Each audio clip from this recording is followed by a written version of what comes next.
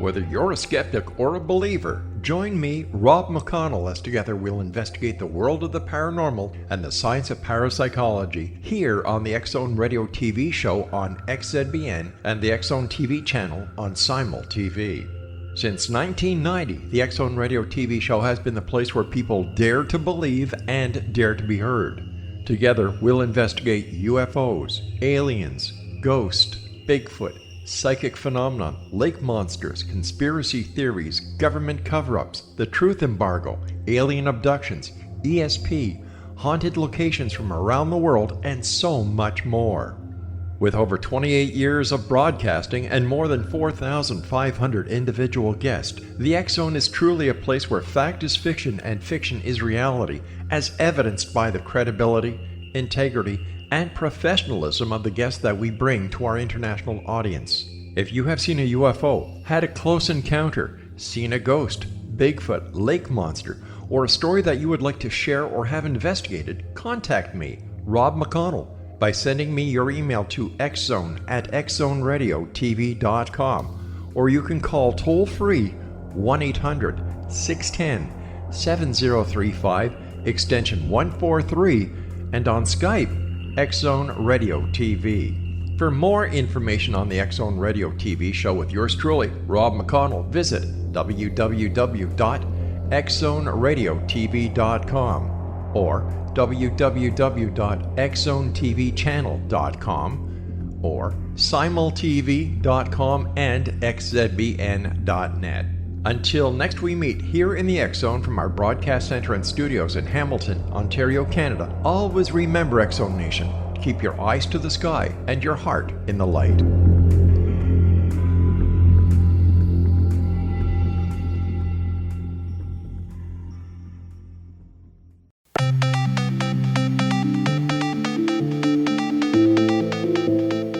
Welcome everyone to Too Good to Be True. Thank you for taking the time to listen.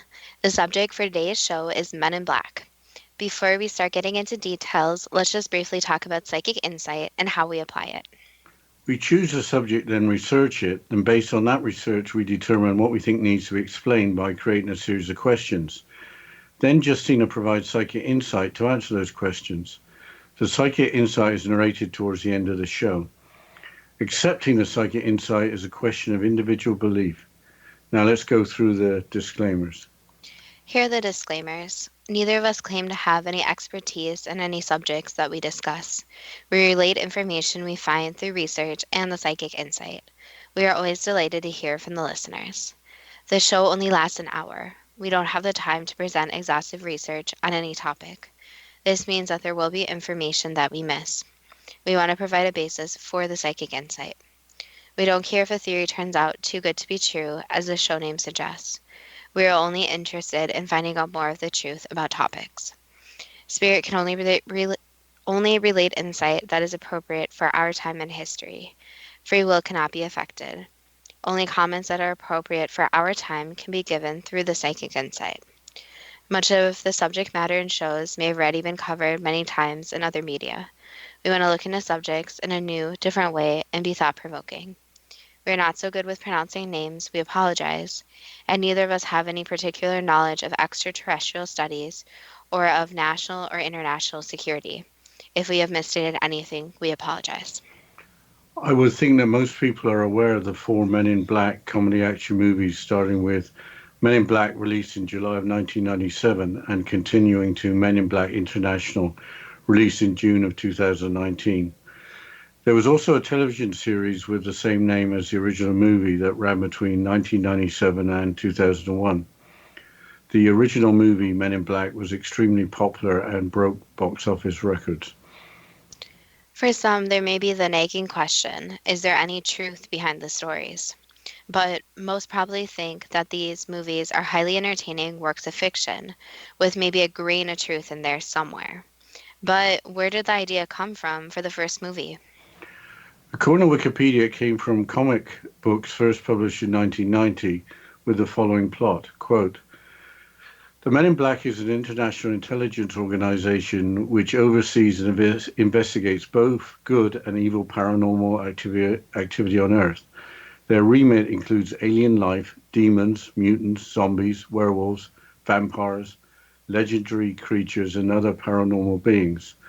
In order to keep their investigation secret, much of the global population are unaware of their activities and are liable to be neuralized to blank out their memory of any interaction with the agents. Unquote. Being neuralized means to have your short-term memory erased by an electro-biomechanical device operated by the Men in Black. Just to dig a little deeper, where did the comic books get their ideas from? Apparently from Alexander K. Bender, who claimed that he was approached by Men in Black. The following quote is from Wikipedia. Quote, Albert K. Bender, June 16, 1921 to March 29, 2016, author of the 1962 non-fiction book Flying Saucers and the Three Men, was one of the most influential ufologists of the 1950s and 60s. He served in the United States Army Air Forces during World War II. He was obsessed with the UFO phenomena and became a UFO researcher, founding the International Flying Saucers Bureau. In 1965, he founded the Max Steiner Music Society. Unquote. Max Steiner was a composer well known for his musical scores for movies. Did Alexander Bender's path cross with some of the Men in Black? Wikipedia explains the strange story. Quote, he founded the International Flying Saucer Bureau, IFSB, the first major civilian UFO club in the world, in 1952. Although the organization was a success at first, he suddenly shut it down in 1953. Bender later told that in March 1953 he had been approached by three men in black. These men visited him in his house and communicated with him telepathically. He received a metal disc from them and instruction. He reported that he felt like he was being transported. These men apparently shared insights into the nature of UFOs. These men shared the origin of UFOs with Bender. Afterwards, he became ill and didn't eat for 3 days. As a result of the visitation, Bender felt encouraged to share what he had seen with other UFO investigators, but was refused. Bender suffered frequent headaches after the three men visited him, and his co-workers reported that he seemed scared. The article continues. Bender reported that he had a second supernatural encounter. He was visited by three shadowy figures. They did not touch the floor, but hovered above it. They told him that their human appearance was an illusion and that whatever information he told people about their visitation would not be believed. They supposedly told him that they captured people from Earth and used their bodies to disguise themselves. Space Review was the official magazine about ufology news at the time in 1953. Late in the summer of 1953, Bender made a series of discoveries which led him to believe that he had finally found the truth to the UFO cover-up. He had planned to reveal his findings in the October issue of the Space Review, but before the issue was published, Bender was visited by three men dressed in black who had already read the unpublished report and confirmed his findings. The silencers, as he called them, scared Bender to the point where he did not publish the report, but left a warning. We advise those engaged in saucer work to please be very cautious. Bender then suspended publishing his publication and dissolved the IFSB. Unquote. That account makes the Men in Black seem even more sinister and explains the short life of Alexander Bender's International Flying Saucers Bureau.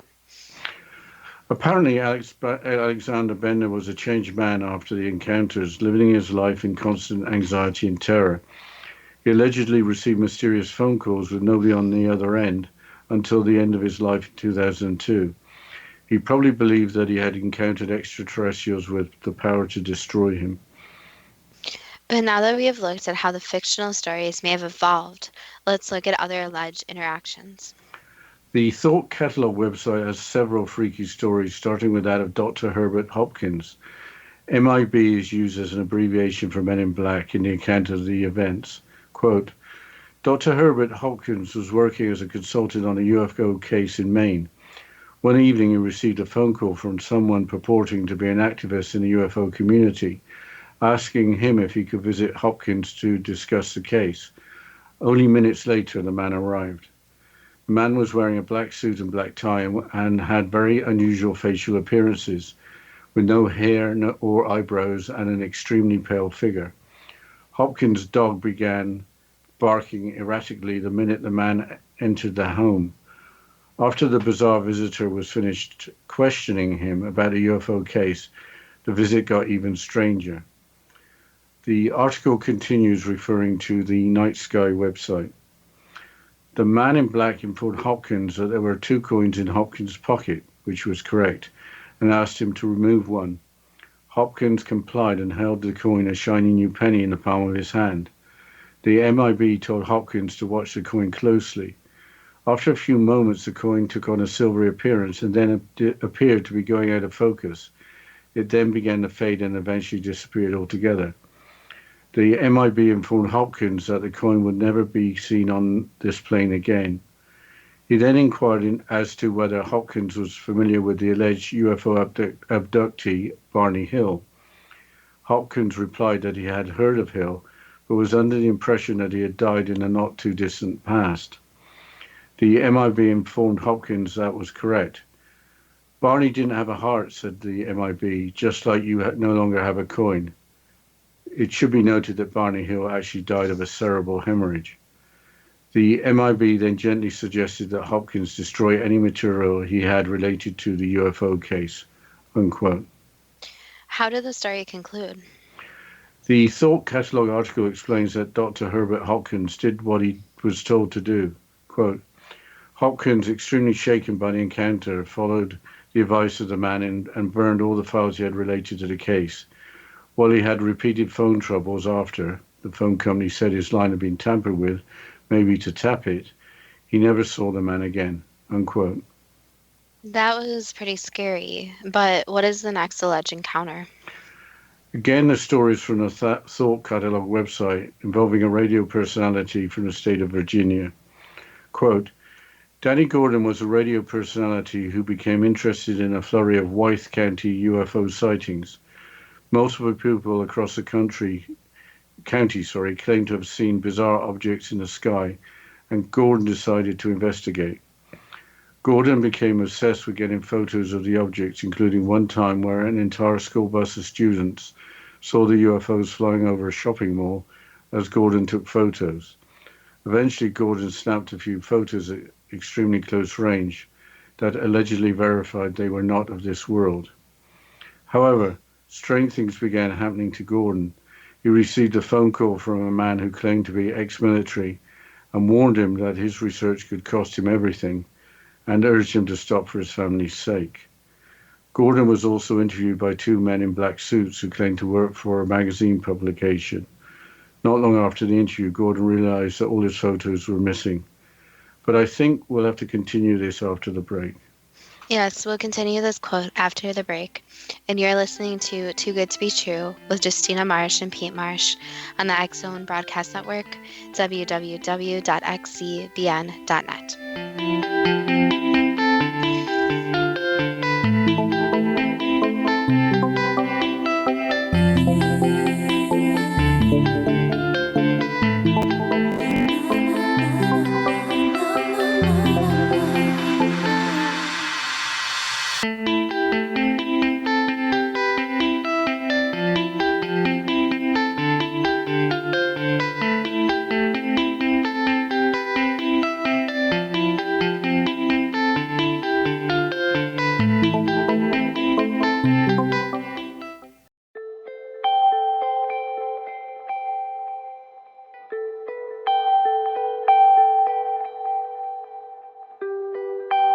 It's hard to listen to the news without realizing we're living in volatile, unprecedented times.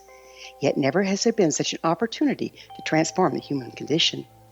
As old structures fail, where can we find the guidance to co-create a better way? Find Your Path Home is an ever-evolving, leading-edge information, education, and healing resource center designed to support and guide you on your path to unity and enlightenment. Based on sound principles employed by shaman worldwide, we provide techniques that can support you through the current transitions, offering online shamanic classes, international long-distance shamanic healing sessions, complimentary Mission Evolution radio episodes and Stairway to Heaven TV vignettes, seminars, retreats, and much more. All of this can be found on findyourpathhome.com. So I was watching the X Zone TV channel last night when I was abducted by aliens, and they kept repeating to me over and over again, simultv.com, simultv.com. What's simultv.com? That's what I asked them. They had it written on the side of their UFO. How do you spell that? UFO. No, I mean simultv.com. simultv.com. simultv.com. Right. simultv.com. Interesting that you were abducted by aliens in a simultv.com UFO last night. Oh, yeah? Yeah. Now that you mention it, I remember now last night I was awakened from a deep sleep. My great-grandmother was standing there. She said she'd come from the hereafter to tell me about simultv.com. She even spelled it out for me. simultv.com, sonny boy. simultv.com. simultv.com, sonny boy. Wow. Yeah. Guys, you'll never guess what my psychic guru just told me. simultv.com. Exactly. Are you guys psychic too? Of course. We all know about simultv.com. simultv.com.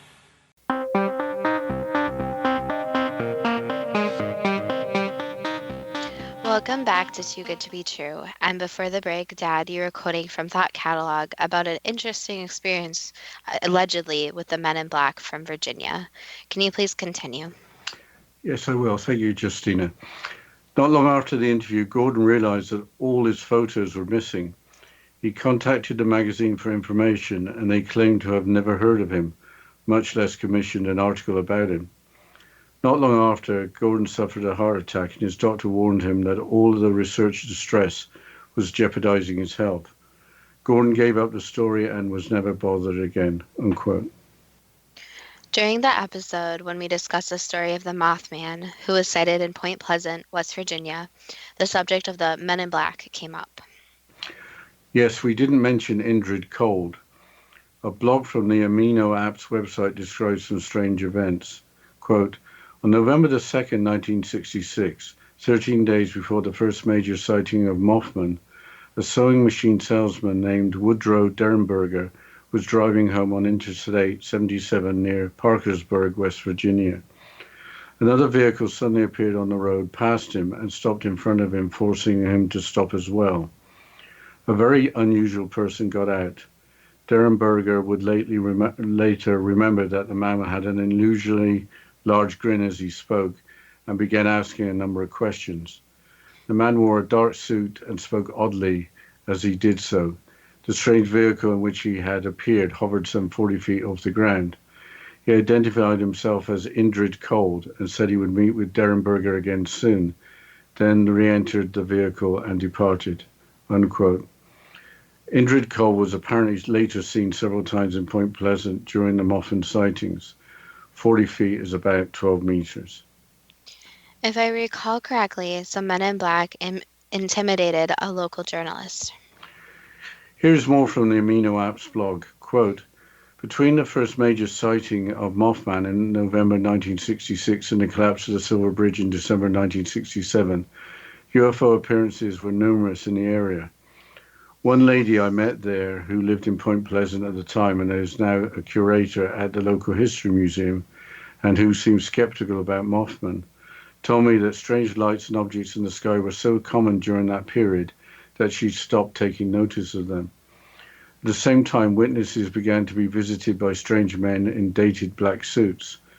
Of particular note were the experiences of Mary Hires and her niece Connie Carpenter. Hires was a reporter for the Athens Messenger and ran that newspaper's regional office in Point Pleasant. She published numerous articles on the Mothman and local UFO sightings and was visited several times by Men in Black who advised her to be silent. Connie, Mary's niece, had one of the most terrifying encounters with a Mothman. While driving home from church one Sunday around 10:30 a.m. in broad daylight, she saw a large creature with wings and glowing eyes standing by Route 62 on a golf course. It stared at her car and then suddenly flew toward her windshield, then vanished. Connie's encounter caused her to contract Clive conjunctivitis, a bleeding eye condition that normally results from prolonged exposure to ultraviolet light. On February the 22nd, 1967, as Connie left her house at 8:15 a.m., A black 1949 Buick pulled up. A man with a deep suntan and shiny, colorful shirt got out, opened the door and asked her to get in. When she refused, he attempted to grab her and tore her blouse. She later received a threatening note, which she took as a warning not to speak further about her Mothman experience. The threat worked. Connie has since generally refused requests for taped interviews, unquote. The Mothman Museum in Point Pleasant has an exhibit with a mannequin dressed as a man in black, with their appearance being part of the Mothman story. But there is an alleged man in black encounter at Loch Ness. I had hoped that we had drawn a line under Loch Ness and the supposed monster and didn't need to discuss that subject again. It was really crazy trying to even record that episode. The account is from another blog, Loch Ness Monster Blogspot. The story is originally related by Ted Holliday, a paranormal researcher referred to in the blog as Holliday. The encounter happened in 1973. Quote, "It is a strange story, not just for the weirdness factor, but because of some inconsistencies. The encounter apparently happened only days after the Reverend Donald Omand had conducted his famous exorcism of Loch Ness in June 1973. Holliday had heard of a report that a flying saucer and occupants had been spotted on the ground near Foyers by Jan Ove Sundberg previously in 1971. He wished to track down the site, but first visited local psychic Winifred Carey, who advised him against visiting the site because she felt it presented a danger. At this point, Holliday writes, "At the precise moment, there was a tremendous rushing sound like a tornado outside the window, and the garden seemed to be filled with an undefinable, frantic movement. A series of violent thuds sounded as if from a heavy object striking either the wall or the sound lounge door. Through the window behind Mrs. Carey, I suddenly saw what looked like a pyramid-shaped column of blackish smoke about 8 feet high, revolving in a frenzy. Part of it was involved in a rose bush, which looked as it had been ripped from the ground. Mrs. Carey shrieked and turned her face towards the window. The episode lasted about 10 or 15 seconds and then was instantly finished. He did not visit the site, but instead found himself in a local village of Foyers the next day and saw a peculiar figure entirely dressed in black looking at him from about 30 yards away. He was about 6 feet tall and appeared to be dressed in black leather or plastic. He wore a helmet and gloves and was masked, even to the nose, mouth and chin. He walked towards the figure, but it turned its head to look at the lock for a couple of seconds, heard a whispering or whistling sound and turned to see the person had gone. Nothing more came of it until a year later when he came back to Loch Ness but suffered a mild heart attack. As he was taken to the ambulance, the medics passed over the spot where he had first seen the man in black." Unquote. Foyers is a village located on the shore of Loch Ness. 6 feet is about 1.8 meters. I think we should move on from Scotland. Where was the first encounter that we have time to talk about? Final encounter occurred in Owatonna, Minnesota, USA. The story from the Mysterious Universe website was originally from author John Keel, who interviewed a Mrs. Butler, the lady who encountered the man in black, Major Richard French. Quote, "Location was a field in a rural part of the 19th century city of Owatonna, Minnesota. It was late one night in 1966 when a Mrs. Butler and a friend were staring at a patch of the night sky, watching a curious display of unidentified bright lights dance around. Without warning, one of the lights dropped from the heavens at high speed. Just before it hit the ground, the UFO came to a sudden halt, bobbing just a few feet above the field, not unlike a small boat on ocean waters. In disturbing fashion, Mrs. Butler fell to the ground and briefly appeared to be under some kind of supernatural possession. Suddenly, the light shot away, vanishing into the night sky, and Mrs. Butler recovered. Ominously, and for the next few days, whenever the two friends tried to share the details of their encounter, they were hit by pummeling migraines and debilitating weakness. But there was something else too. During the course of the interview between Mrs. Butler and John Keel, something very intriguing surfaced. Quite out of the blue, she asked Keel if he knew anything about mysterious men visiting UFO witnesses, men who looked like military personnel, but who may not have been. Keel, who was hardly a stranger to the MIB phenomenon, played matters down a bit and said that yes, he had heard a few such stories. Actually, Keel had dozens of such cases on record, but he didn't want to risk influencing Mrs. Butler. Instead, Keel sat back and listened as she told her story. It sounds like John Keel was an expert on the subject. John Keel was a journalist and influential UFOologist. The article continues.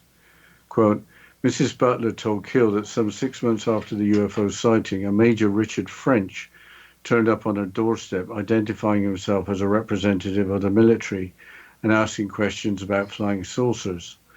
Just like all of the men in black, there was something just not right about Major French. His skin was an odd shade of olive, his face was extremely pointed, and particularly so his chin. He spoke English, but his accent was as blank as it could be, and he was dressed in a suit and a black tie rather than in a military outfit. Very oddly, Major French, quite out of the blue, said that his stomach was causing him some trouble. Mrs. Butler offered him some jello, which he quickly declined.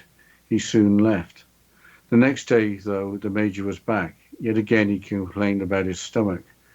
Mrs. Butler again offered him a bowl of jello, hoping that it might help. Here's where the surreal became beyond surreal. For a moment or two, Major French stared at the jello, seemingly completely unaware of what it was. He then stared at the spoon Mrs. Butler had given him, as if he had no comprehension of what it was. He then awkwardly picked up the bowl and proceeded to try and drink the jello. Mrs. Butler went silent and stared in disbelief. Major French did not hang around, realizing it seems that Mrs. Butler knew something that was not quite normal, which is an understatement of absolutely epic proportions. He quickly left, never again bothering Mrs. Butler, unquote. With that, please ask the first question. I don't know if we got time for the first question before the break. Maybe we should talk about our Facebook page. Yes, we have our Facebook page at Too Good to Be True with the first two spelled TWO, or you can go to our Instagram page at 2TWOGTBT, but we'll continue after the short break, and you're listening to Too Good to Be True with Justina Marsh and Pete Marsh on the X Zone Broadcast Network, www.xzbn.net.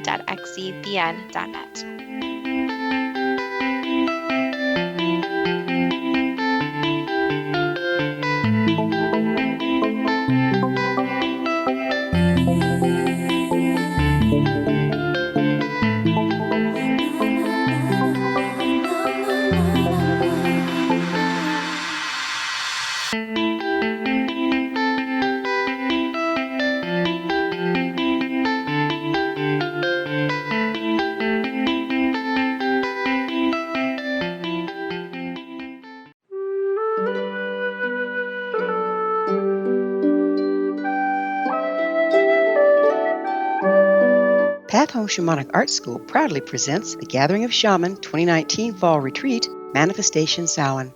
Join me, certified shamanic instructor Gwilda Wiyaka, in the magnificent Colorado Mountains this November 2nd and 3rd for a life-changing event.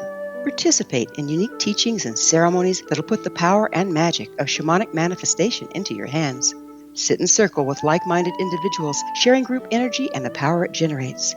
Classes will be held in a facility next to the beautiful, majestic Arkansas River, further empowering the experience. Space is limited, so reserve your spot today. For more information, visit findyourpathhome.com or email touchin@findyourpathhome.com.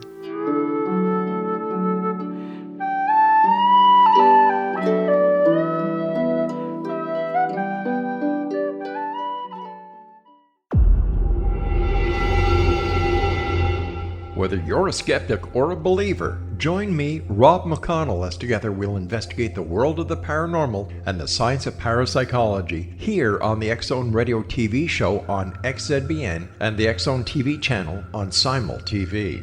Since 1990, the X Zone Radio TV show has been the place where people dare to believe and dare to be heard.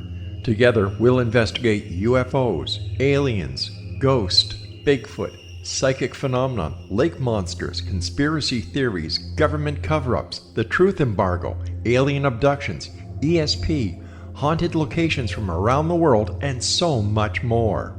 With over 28 years of broadcasting and more than 4,500 individual guests, the X Zone is truly a place where fact is fiction and fiction is reality, as evidenced by the credibility, integrity, and professionalism of the guests that we bring to our international audience. If you have seen a UFO, had a close encounter, seen a ghost, Bigfoot, lake monster, or a story that you would like to share or have investigated, contact me, Rob McConnell, by sending me your email to xzone@xzoneradiotv.com, or you can call toll-free 1-800-610-7035, extension 143, and on Skype, X Zone Radio TV. For more information on the X Zone Radio TV show with yours truly, Rob McConnell, visit www.xzoneradiotv.com or www.xzonetvchannel.com or simultv.com and xzbn.net. Until next we meet here in the X Zone from our broadcast center and studios in Hamilton, Ontario, Canada, always remember, X Zone Nation, keep your eyes to the sky and your heart in the light.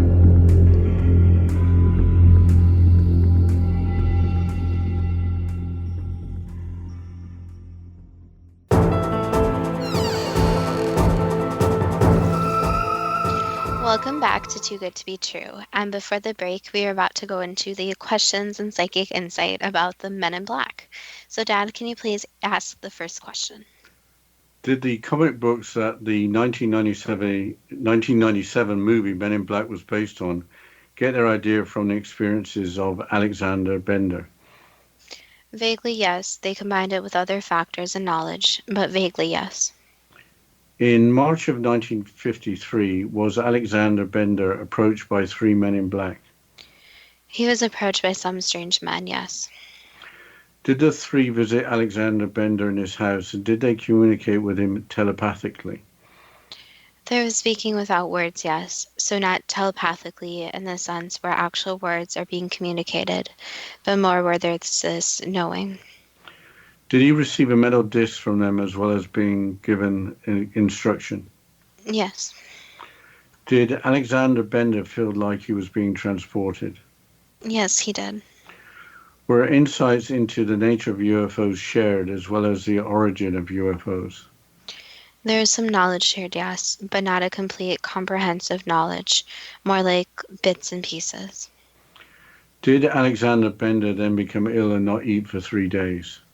Yes. Did he try to share what he had seen with other UFO investigators but was refused? Yes, he did try to share the experience. Was he scared after the visit while also suffering from frequent headaches? He was very scared, and the headaches were related to the fear he was having too. So psychologically, he was not doing well. Was Alexander Bender later visited by 3 shadowy figures who hovered above the floor? They were not really hovering, but more just not standing on the floor. So it was more, you could say, more spirit ghost-like than human-like. Did the shadowy figures explain that their human appearance was an illusion, using captured human bodies to disguise themselves? No, that information is incorrect.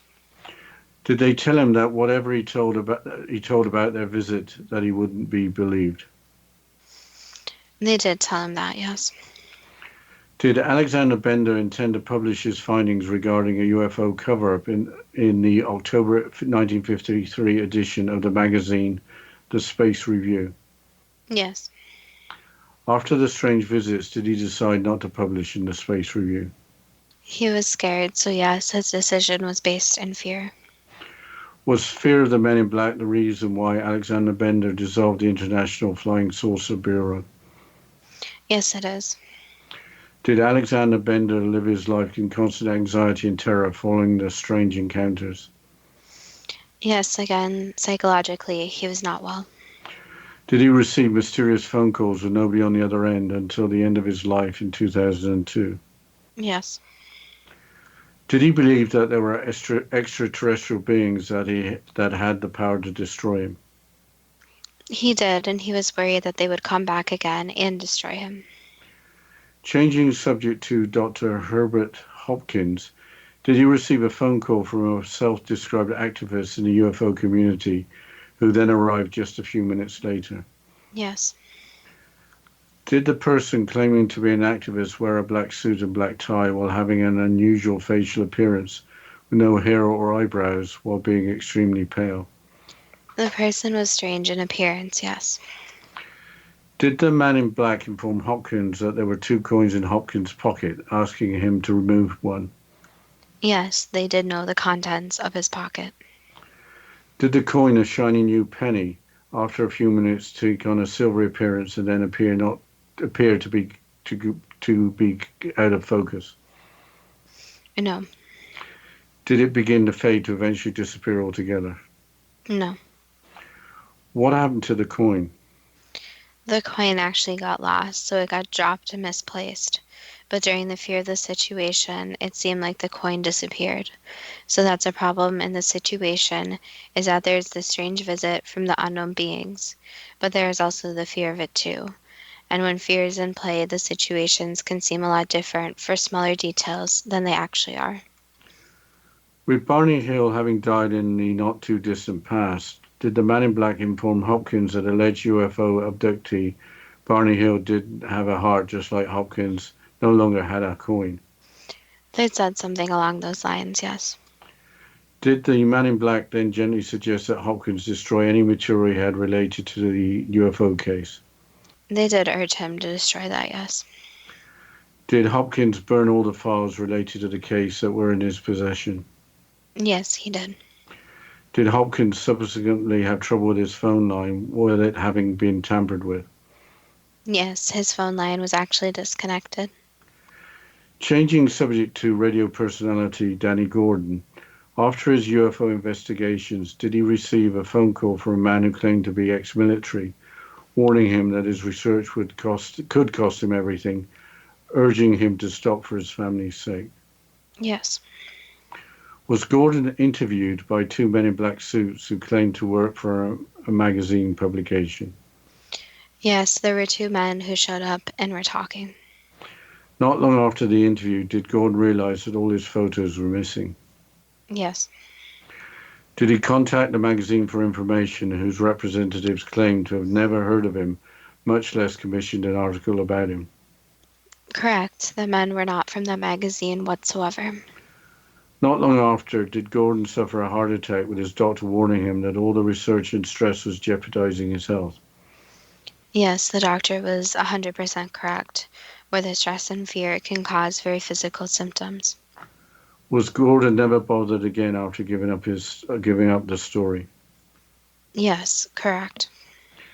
Changing subject to the Mothman sightings in West Virginia, before the first major sighting, did a man in a dark suit force Woodrow Derenberger to stop his vehicle while he was driving home?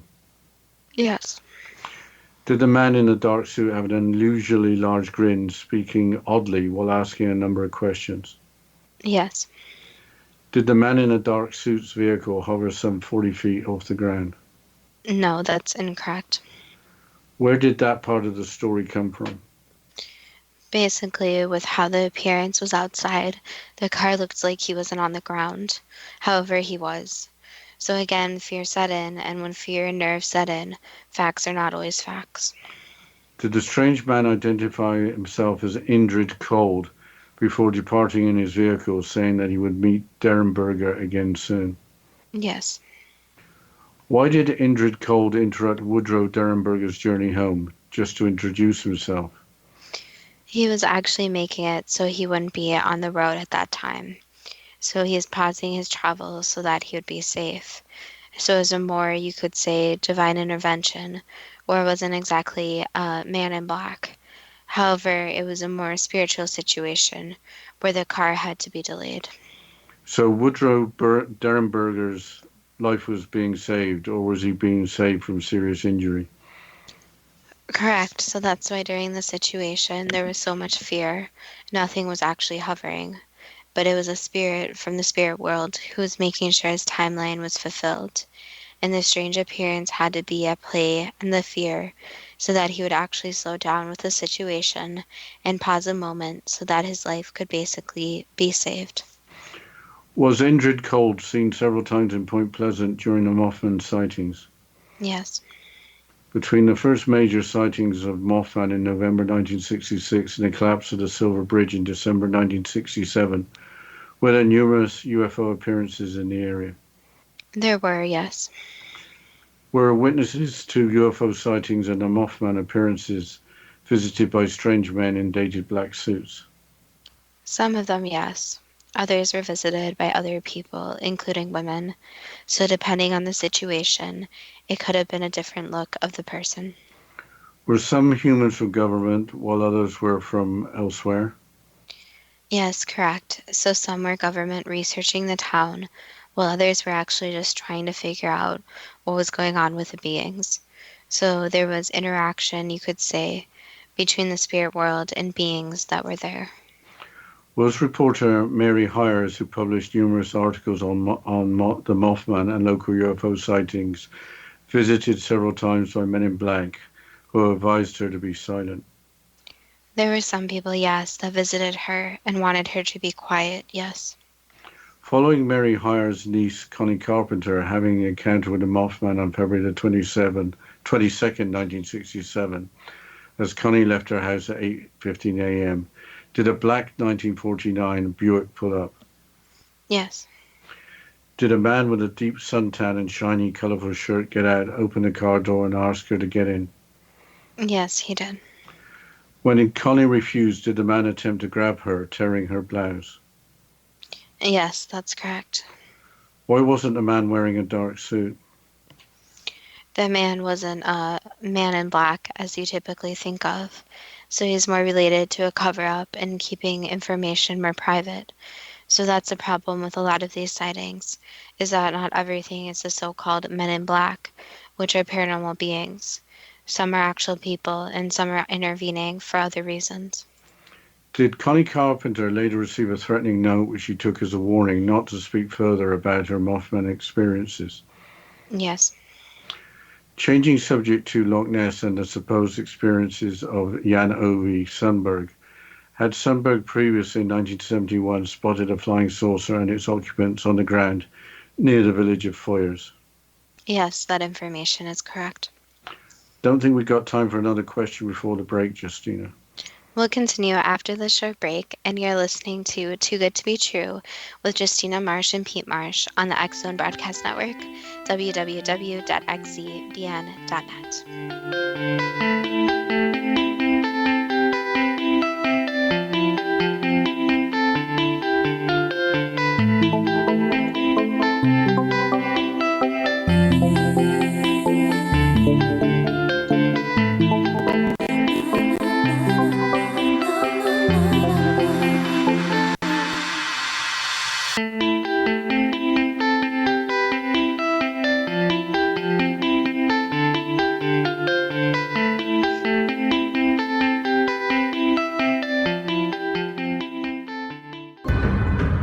If you are looking for a safe, zero-calorie natural option to the harmful artificial sweeteners on the market today, Just Like Sugar is what you're looking for. Just Like Sugar is a wonderful natural alternative for those health-conscious people who choose a calorie-restricted diet with a great, pure, sweet flavor that tastes just like sugar. Just Like Sugar is a great natural option for people suffering from diabetes and may be useful in restricted diet programs where standard sugars are not allowed and does not cause a laxative effect of some other sweeteners.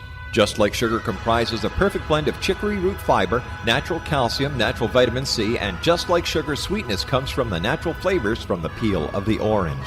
Just Like Sugar is a natural alternative to harmful artificial sweeteners and will change the way that you believe all natural sweetener products taste. Just Like Sugar is available at your local Whole Foods markets, Wild Oats markets, Henry's, Sun Harvest, and many other fine natural food stores in the U.S., Canada, and worldwide. They are here, and they've been here for thousands of years, making their presence known in the shadows. They might be seen by a lonely motorist on a deserted road late at night, or by a frightened and confused husband in the bedroom he is sharing with his wife. But who are they? What do they want? Why are they here? Perhaps most concerning, has the government been aware of their presence all along? The new book by Ellie Marzulli, UFO Disclosure, The 70-Year Cover-Up Exposed, delves into the world of UFOs. Can full disclosure be soon? Order now and receive a free hour and 37-minute DVD on the UFO phenomenon. UFOs are real. Get both the book and the DVD, a $40 value, for only $19.99. To order your book and DVD today, go to lamarzulli.net. That's LAMARZULLI.net. You have heard of the X Zone? Now watch it on Simul TV, plus 500 video games, live TV channels, free video on demand, worldwide, and more. Does this sound like tomorrow's television? Well, it is, but you can have it today, right now. It is Simul TV. Simul TV offers what the others only wish they could provide. 15 exclusive channels like X Zone, sci-fi, and horror. We are worldwide. No other provider offers that. 500 built-in video games. No need to have an extra expensive system. We have them included. Free video on demand. Live streaming events from around the world, interactive online network, and much more. Tomorrow's TV today. Simul TV. Sound too good to be true? Well, it's not. You can have Simul TV today. Sign up at simultv.com. Do it today.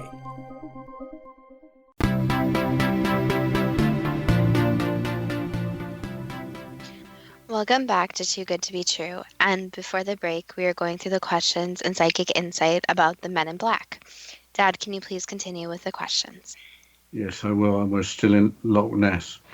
Did Sundberg visit local psychic Winifred Carey, who advised him against visiting the site because she felt it presented a danger? Yes. At the time of the visit, was there a tremendous rushing sound like a tornado outside the window, with a garden filled with indefinable frantic movement? Yes. Did a series of violent thuds occur as if from a heavy object striking either the wall or the sun lounge door? Yes. Out of a window was a pyramid-shaped column of blackish smoke about 8 foot high, seen revolving. There was a strange object outside, yes, so it could be described as that. Did the entire episode that finished instantly last only for about 10 or 15 seconds? Yes, it was very, very brief. The next day in the village of Foyers, did Sundberg see a peculiar figure entirely dressed in black, looking at him from about 30 yards away? No, that was not a figure or anything like that. He saw something wrong. So it wasn't actually a person or being. It was just a part of the town. A year later, on returning to Loch Ness, did Sundberg suffer a mild heart attack close to where he thought he saw a strange figure resembling a man in black? Yes, but that was unrelated. So that was natural and not related to anything paranormal. Changing subject to Mrs. Butler in Owatonna, Minnesota, during one night in 1966, did Mrs. Butler and a friend watch a curious display of unidentified bright lights in the night sky? Yes. Without warning, did one of the lights drop from the sky at high speed, come to a sudden halt just before it hit the ground, bobbing just a few feet above a field? Yes. Did Mrs. Butler fall to the ground and briefly appear to be under some kind of supernatural possession? She did fall to the ground, yes, but it was more because of the shock, not the actual situation. Did the light then shoot away, vanishing into the night sky? Yes. For the next few days, whenever the two friends tried to share the details of their encounter, were they hit by pummeling migraines and debilitating weakness?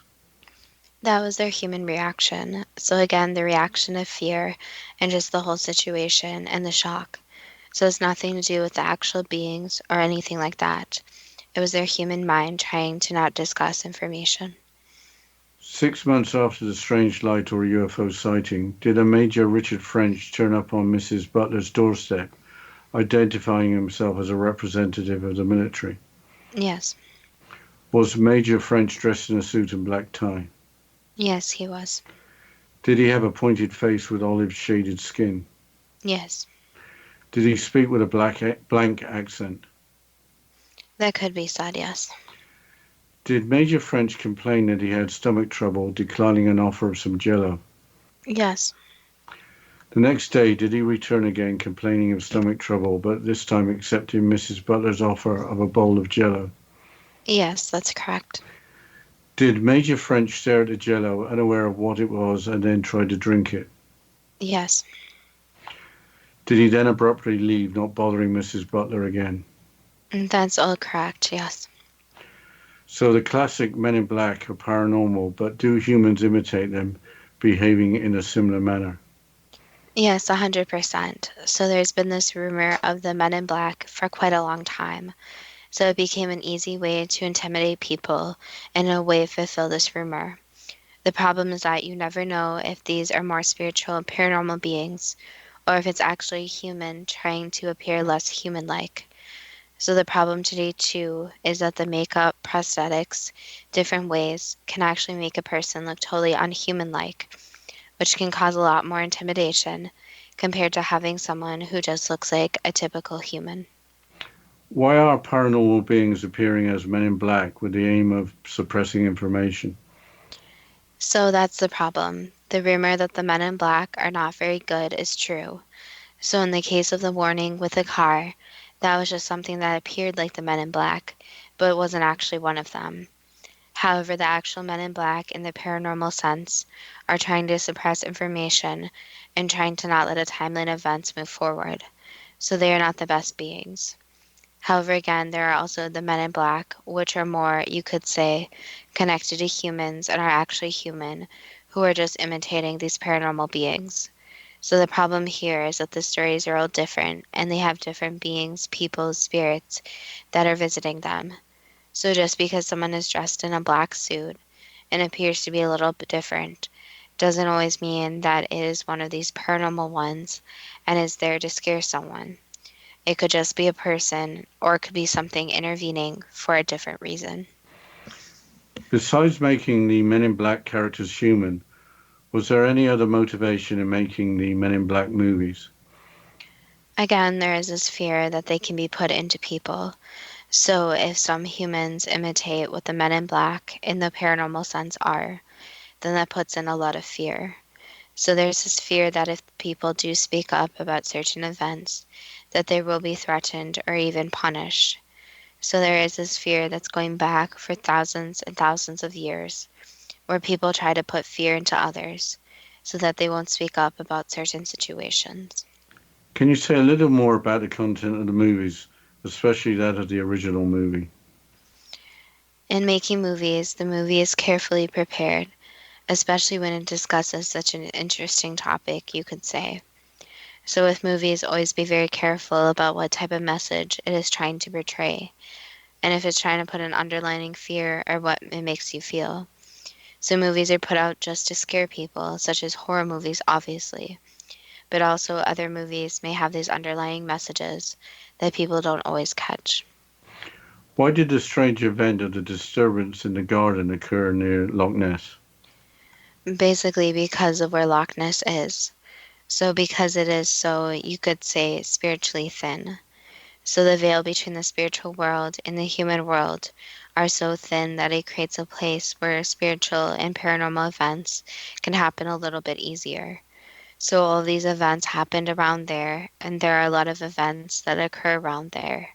So you will see these different parts of the world where the veil is just a little bit thinner. With disclosure of extraterrestrial phenomena seeming to be ongoing, are we to expect more sightings of Men in Black? That could be said. It really depends again what the human Men in Black and what the paranormal Men in Black decide.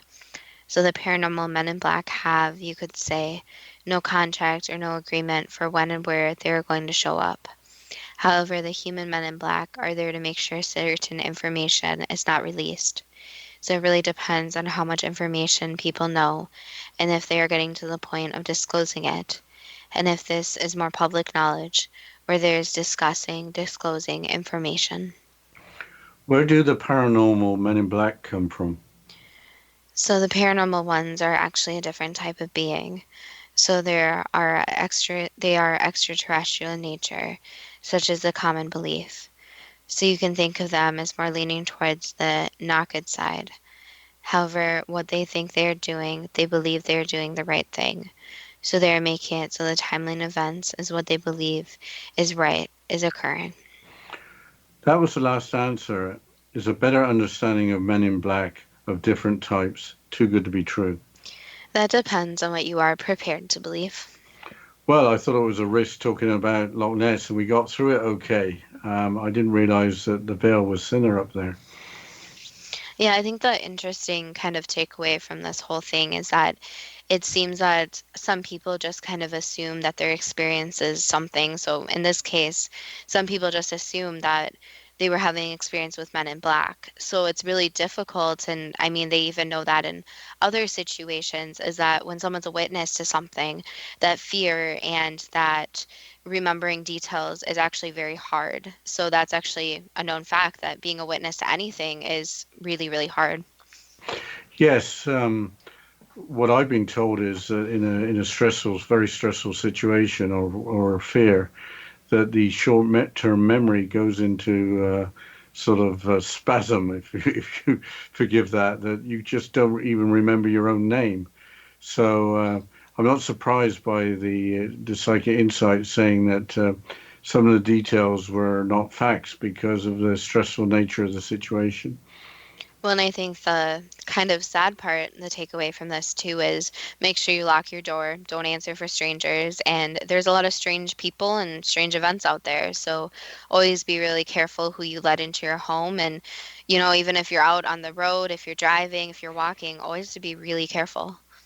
Yes, and if they drink the Jello, get the heck out of there. Um, I'm wondering what other movies have got some strange twists behind their storylines. Maybe we could get some listener suggestions. Yeah, we could ask the listeners. We're asking everyone now is if there's a movie you want us to cover, we're willing to do that. I'm really into horror movies, so I've seen most horror movies, but there's also a lot of different ones, thrillers, sci-fi. There's some very, very interesting movies out there. Yeah, I think the sci-fi in particular, I mean, we talked about the original series of Star Trek quite a bit, and they actually had a psychic on staff that helped them out with the storylines, apparently, or allegedly. So, well, and that's my preference, talking about those shows, I guess. But bringing things up to date, maybe there's some more modern shows or movies that have some basis in fact behind them. Well, as always, you can contact us on our Facebook page at Too Good to Be True or our Instagram page at TWOGTBT with any suggestions for future shows, any comments about today's shows. And as always, thank you so much for listening, and we look forward to next week's show.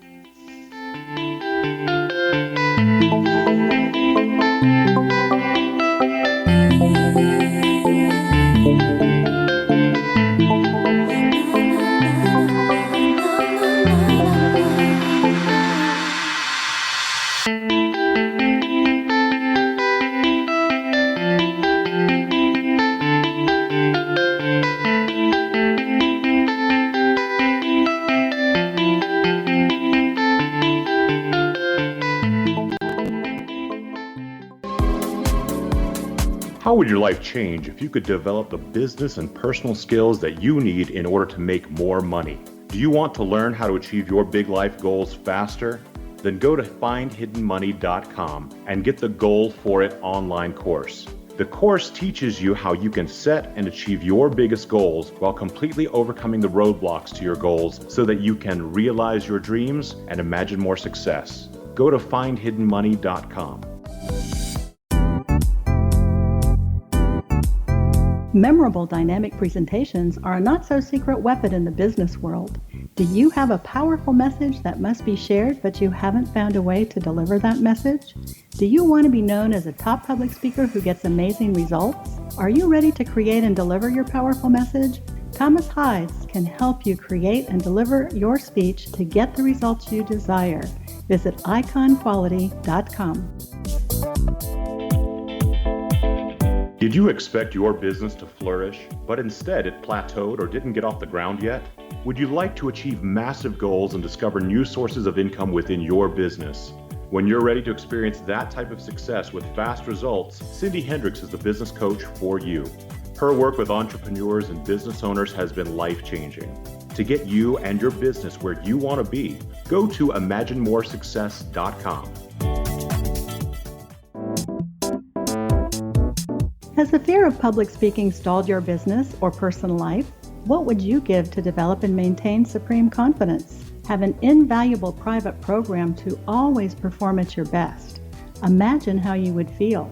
You can have all that and so much more today with Thomas Hyde's life-changing course called Number One Fear Unleashed. Visit numberonefear.com and be liberated from your fear of public speaking.